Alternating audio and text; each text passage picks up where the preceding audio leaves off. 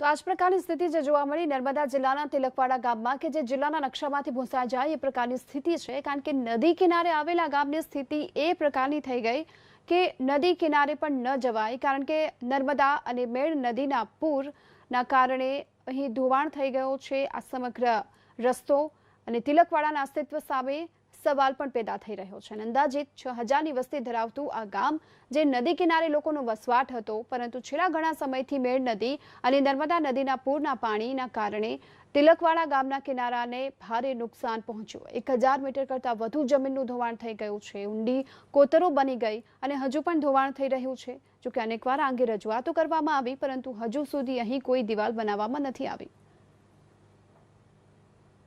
પાણીનો પ્રવાહ વધવાથી ગામની નજીકના જે સાઈડ છે એ સાઈડનું ધોવાણ થતું આવ્યું ને થતું રહ્યું. એમાં નર્મદા મંદિર આવેલું હતું. એ નર્મદા મંદિરનો પટ્ટો પણ આખો ધોવાઈ ગયો. જો એ પ્રોટેક્શન વોલ થાય તો ગામને ખૂબ લાભ થાય અને ગામનો વિકાસ થાય અને ગામ બચી શકે.